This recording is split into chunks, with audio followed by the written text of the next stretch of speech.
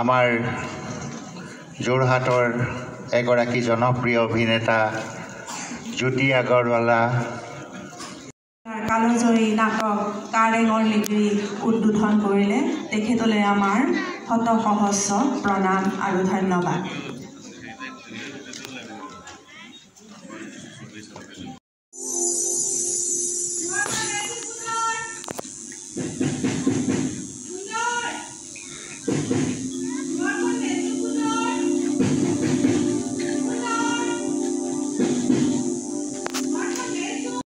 আজি এই বছৰে তোমাৰ চিন্তা কি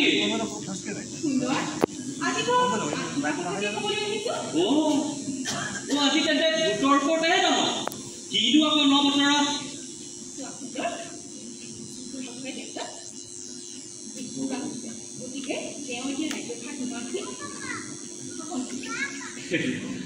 পিতৃ বুজাই পুত্ৰ ইয়াত আকৌ শুনিব কি আছে বিবাহ কৰিব লাগিব ন তাকে কোৱা বিবাহ কৰিব লাগিব বিবাহ কৰিব লাগিব আহিবলৈ কি হ'ল মোৰ বান্ধৱ উদাহৰণ তিৰুতা বান্ধৱ তিৰুতা বুদ্ধি মগজুৰ পৰা নোলায় পেটৰ পৰাহে ওলায় ঠিক ইয়াৰ নিশ্চয় কিবা মূৰৰ বিকৃতি হৈছে শাস্ত্ৰ ইয়াৰ নুবুজে তোৰ লগত আৰু নোৱাৰ নহয়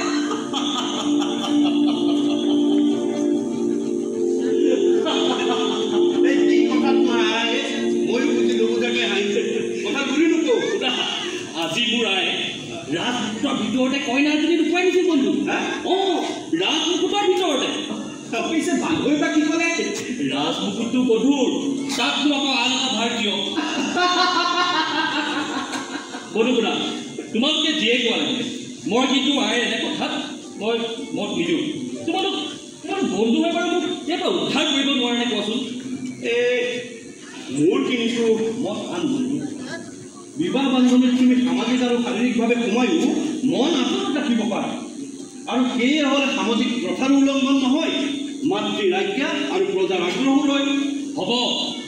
তিৰুতা আৰু খুচুৰাত ব্যাধি একেই বস্তু তাৰ এবাৰ সংস্পৰ্শত আহিলে সি তোমাক জুৰি ল'ব সেইকাৰণে শান্তিপুৰাকী ঋষিমুনিসকলে কামিনী কাঞ্চন ত্যাগ কৰি তাক দূৰতে বিদূৰ কৰিবলৈ কৈছে এইবিলাক শাস্ত্ৰকাৰ আৰু ঋষিমুনিসকলৰ মনৰ বিভিন্ন অৱস্থা সপোনত দেখা পোৱা পন্থা তাত কেইবাৰো অগ্নিক সাক্ষী কৰি কইনাৰ আচৰৰ গাঠিতে যদি মোৰ ৰাজমুকুট আহিবৰ বাদ তেন্তে সি দূৰতে খাওঁ মোৰ দৰ্শকী পুত্ৰ তই কি ইয়াতে কষ্ট কৰিছিলি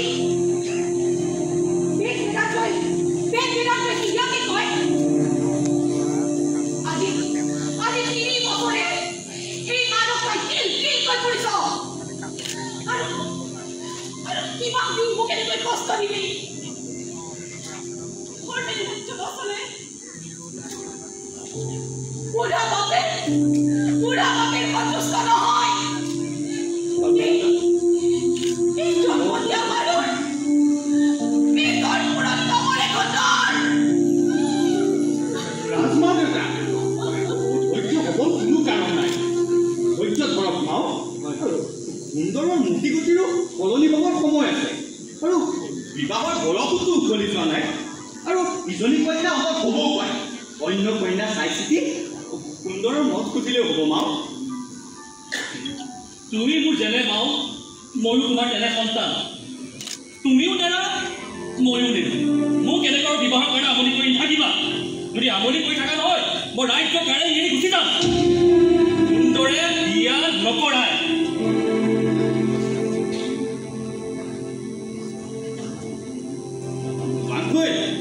আমি দিনক দিনে কেঁচুৱা ল'ৰা ছোৱালীহে গৈ আহিছা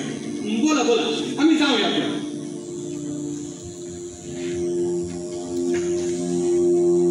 সুন্দৰে বিয়া নকৰায়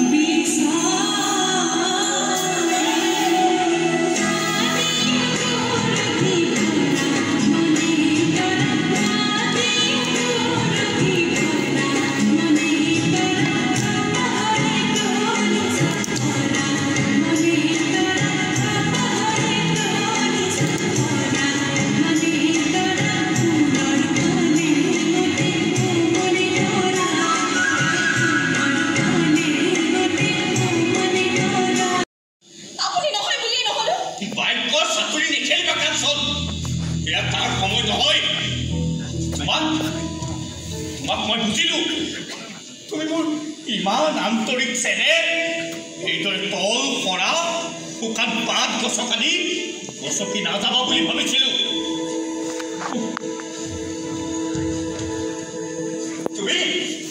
তুমি মোৰ সকলো সপোন ভাঙিলা কাৰো সপোন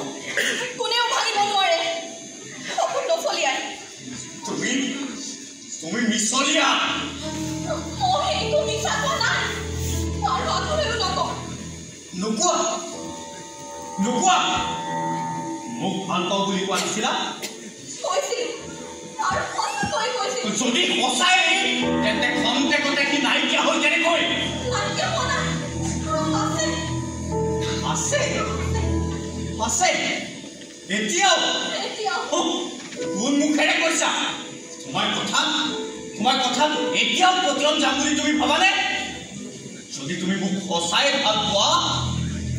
তেন্তে বিয়া নকৰোৱা কিয় আমাৰ দেশৰ ছোৱালীয়ে যাকে ইচ্ছা তাকে ভাল পাব পাৰে কিন্তু যাকে ইচ্ছা তাৰ সৈতে বিয়া পঢ়িব নোৱাৰে সৰুখনি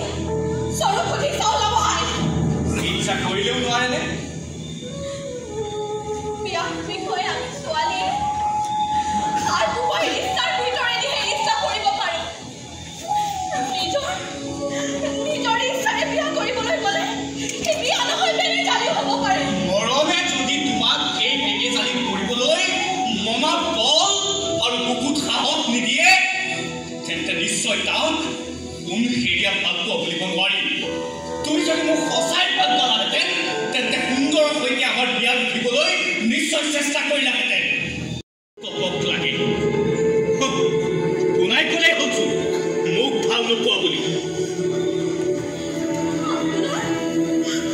আপোনাৰ পাতিৰ তিৰোতা নোহোৱাকৈ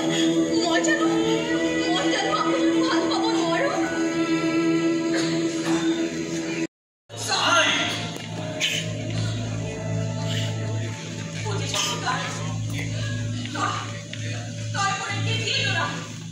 তই যদি বিয়া নকৰাও তই যদি সুন্দৰ বিয়া নকৰাও মোৰ ৰক্ষা কৰিব কেনেকৈ মাৰো কেনেকৈ কষ্ট দিয়া মহাপাপ সুন্দৰ বিয়াৰ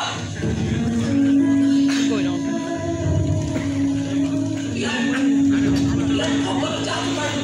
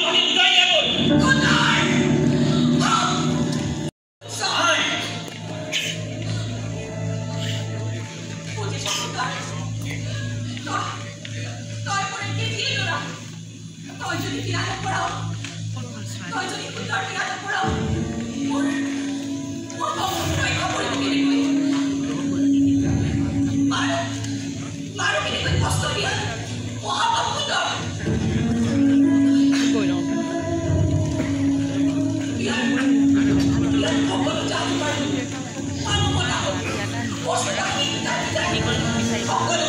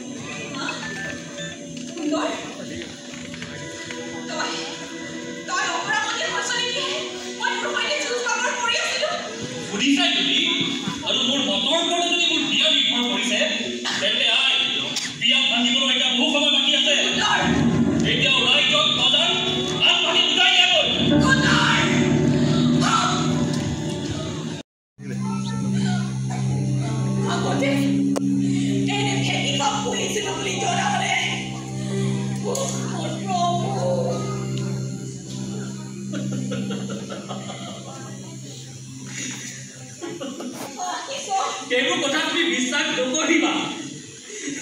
এই ৰচাৰ পৰে লিগিলি এজনী কিমান ওপৰলৈ নুতুলে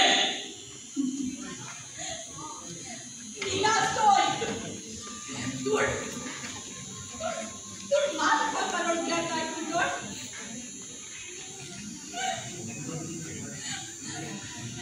ইমান দিন মোক খোৱা দি থাকিলি খোৱা একো দিয়া নাই তোমাৰ মগজুত কিছুমান আৱৰ্জনাৰ সৃষ্টি হৈছে তাক উলিয়াবৰ ব্যৱস্থা কৰাকৈ যোৱা আৱৰ্জনা মোৰ মূৰত তোৰ মূৰত সুন্দৰ সমাজে বেয়া দেখিছে বুলি তোমাৰ মূৰটো ঘূৰাইছে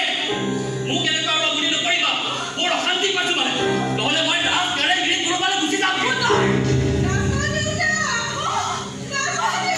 সেইজনী বুঢ়ীটো বুঢ়া নহয় বৰ আগতীয়া হৈ সোমাইছে কি কৰ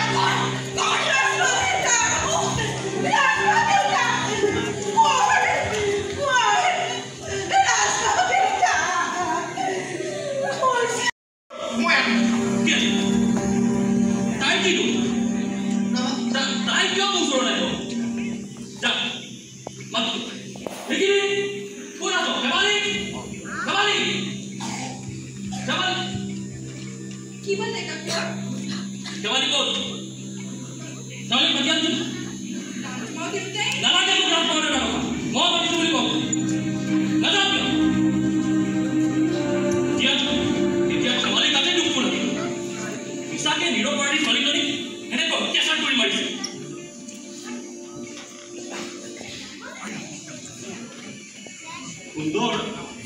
তুমি শুনা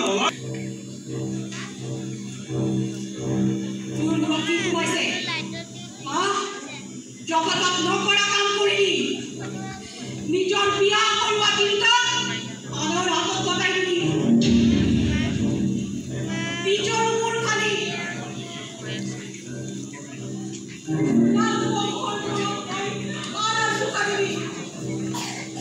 নিজৰ বাদ মৰ্যাদা বুঢ়া বহাই মুখলৈকে তুলি লয় এতিয়াও তোৰ লাজ নহল সুন্দৰ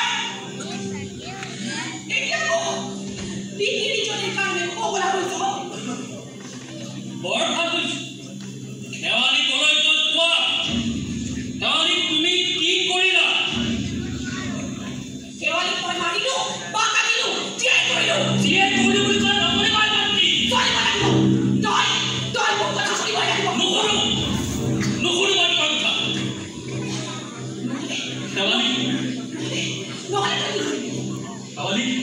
শেৱালিক যদি উপায় ৰাখিছা উলিয়াই দিয়া পঠিয়াই দিছা যদি ওলোটাই আনা নিৰ্বাচিত কৰিছা যদি সেই আজ্ঞা ৰদ কৰা অংগক্ষত কৰিছা যদি অংগ দি ঘূৰাই আনা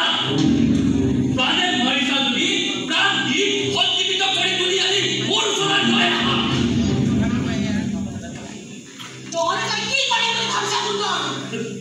মই কি কৰিম তোমাৰ যিকণ মান মৰ্যাদা গৌৰৱ আছে সেইখিনি মই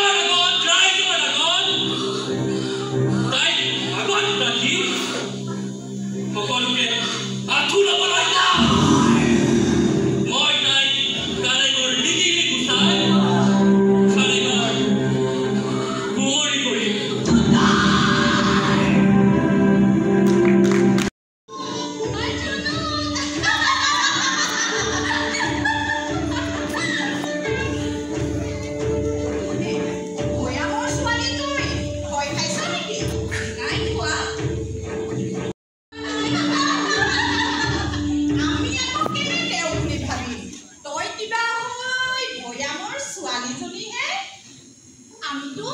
মই দূৰৰে পৰা চাই আছো নহয় বয়ামত মানুহ লগাব হা সিহঁতে ইয়াত এৰি থৈ গ'ল নেকি ঐ কিয় কান্দিছ নাকান্দিবি অ তোকতো সিহঁতে কিয় এৰি থৈ গ'ল ইয়াত মোক ঘৰৰ পৰা খেদাই দিছে অ নাকান্দিবি আকৌ তই আমাৰ লগতে ইয়াতে থাকিবি অ আমাৰ লগত থাকিবি আমাৰ আইও বায়েতো বৰ মৰম কৰিব আমিওতো বৰ মৰম কৰিম নহয় অ বৰ মৰম কৰিম আমিতো তই থাকিবিনে আমাৰ লগত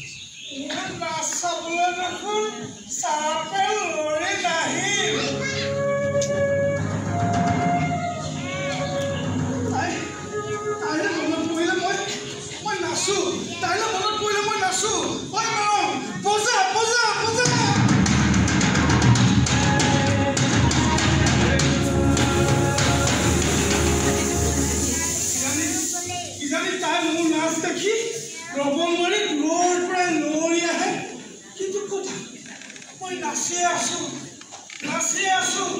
পৰ্বতৰ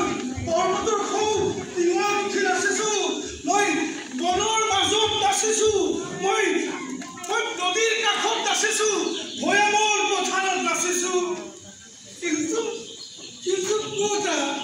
চাৰপেণ্টে কোন মোৰ নাচ চাবলৈ লৰি নাহে তোৰে নাচৰ ক'ত শেষ হ'ব ই তোৰ অনন্ত নৃত্য ব্যৰ্থ প্ৰেমিকৰ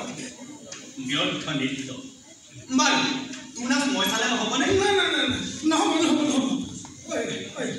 কচোন ক মোৰ চাৰপেণ্ট বাৰু কোনটো তোৰ চাৰপেণ্ট গছৰ কুমলীয়া পাত হ'ল ৰঙা ফুল হ'ল হালধীয়া চৰাই হ'ল জুৰিৰ পানী হ'ল বৰষুণৰ টোপাল হ'ল আৰু কি হ'ল ধুনীয়া পখিলা হ'ল পুৱাৰ ভাঙি হ'ল বেলিৰ পোহৰ হ'ল জোনৰ হাবি হ'ল নীলা আকাশ হ'ল তেনেহ'লে মই যদি গছৰ পাত ফুল পখিলা জোন বেলি তৰা এইবোৰক ভাল পাওঁ মৰম কৰোঁ চাৰপেণ্টক মৰম কৰা হ'বনে হ'বতো আকৌ তেনে ভাল হ'ল মেৰম বজা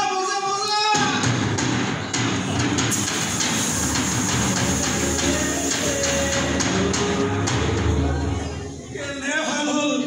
এজনী চাৰপেণ্টৰ পৰা ইমানবোৰ চাৰপেণ্ট হ'ল মই এতিয়া মোৰ একো দিগদাৰ নাই মই পৰ্বতে ভৈয়ামে য'তেই থাকোঁ চাৰপেণ্ট মোৰ লগত থাকিব মই য'তেই নাচোঁ চাৰপেণ্ট মোৰ লগত নাচিব মেৰম আকৌ বজা চাৰপেণ্ট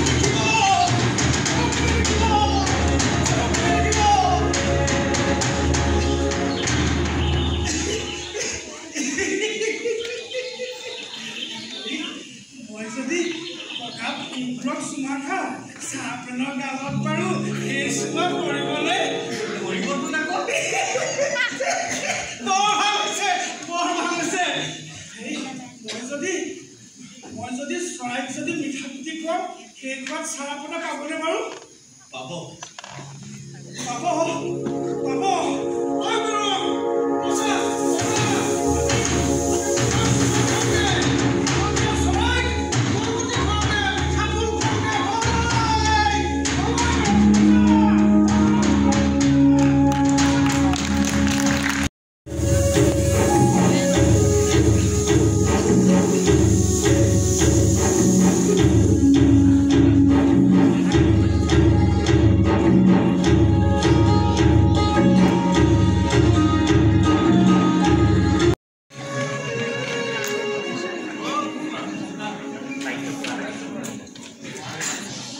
সফল পৰিসমাপ্তি যোৰহাট সাংস্কৃতিক মঞ্চৰ প্ৰথম নাট্য নিবেদন ৰূপৰ জ্যোতিপ্ৰসাদ আগৰৱালাদেৱৰ কাৰেঙৰ ডিগিৰি এয়া আপোনালোকৰ সকলোৰে সাক্ষাতত সকলোৰে সাক্ষী হৈ ৰ'ল যোৰহাট সাংস্কৃতিক মঞ্চৰ প্ৰথমটি নাট্য নিবেদনৰ সফল পৰিসমাপ্তি আমাৰ নাট্য পৰিয়ালটিৰ বাবে দৰ্শকৰ পৰা বিচাৰিছোঁ জাউৰী হাস্যাঞ্জলি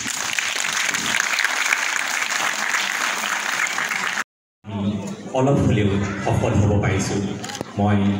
সকলো কলা কুশলী এই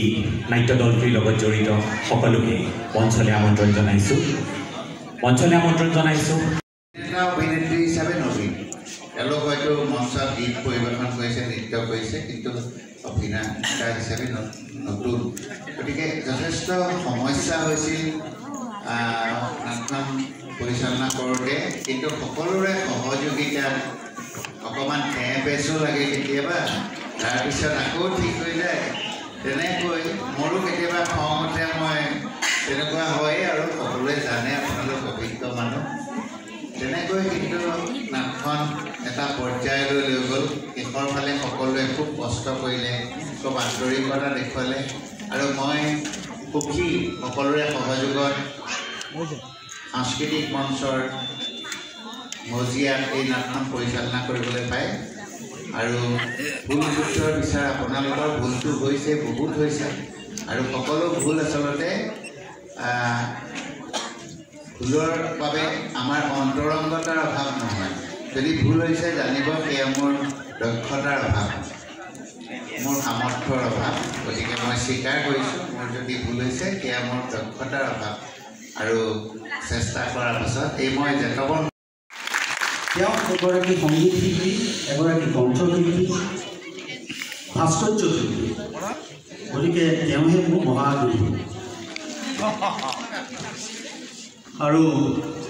আমি খুব কম দিনতে নাটকখন কৰিবলগীয়া হ'ল। বহু কষ্টৰ মাজেৰে শিল্পী কলাকৃতিসকলৰ কষ্ট সন্মান জনাইছোঁ, বিশেষকৈ সন্মান জনাইছোঁ আপোনালোকৰ সঁহাৰি আমাক যথেষ্ট উৎসাহিত কৰিলে, আৰু ভৱিষ্যতৰো আপোনালোকৰ মৰম আমি বিচাৰিম। আমাৰ পৰৱৰ্তী নিবেদন দেৱব্ৰত মহন্তৰ এখন পূৰ্ণাংগ নাটক।